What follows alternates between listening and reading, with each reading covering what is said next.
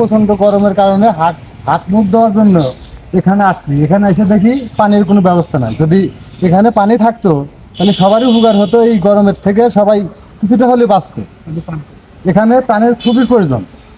এখানে অনেক দিন যাবত পানি আমরা পাই না। এখানে পানি খুব দরকার। এই যে এটা একটা উপজেলার হাত মুখ দেওয়ার জন্য জায়গা, কিন্তু এই জায়গায় পানি নেই। পানি দেওয়ার জন্য এই জায়গাটা বানানো হয়েছে, কিন্তু এখানে পানি নেই। এই মুহূর্ত থেকে পানি চাই। আজকে আমরা দাঁড়িয়ে আছি এসিল্যান্ড সাইডের গেটের সামনে। এখানে একটা জনস্বাস্থ্য প্রকৌশল অধিদপ্তর থেকে একটা পানি দেওয়া বাস্তবায়ন করা হয়েছে। অথচ আমরা দেখতে পাচ্ছি এখানে সব কিছু ঠিক আছে, কিন্তু পানি নেই, যেটা আসল প্রয়োজন। এই জনগুরুত্বপূর্ণ জায়গায় জনগণ আসবে, এখানে এটা ব্যবহার করবে, সেই পানি সেখানে নেই আর কি। কিন্তু ট্রাক্টারটা রয়ে গেছে, পানির ট্রাক্টার। আমরা চাচ্ছি অনতি বিলম্বে এই পানি ব্যবস্থা করা হোক।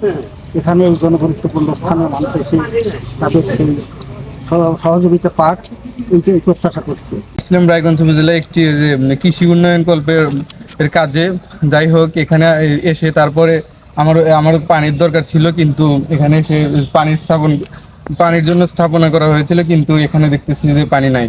এখন আমাদের বক্তব্য যে এখানে যেহেতু পানি স্থাপন করা হয়েছে, পানি যেহেতু পেতেছি না, তাহলে অবশ্যই এটা বিনির্মাণ করা উচিত।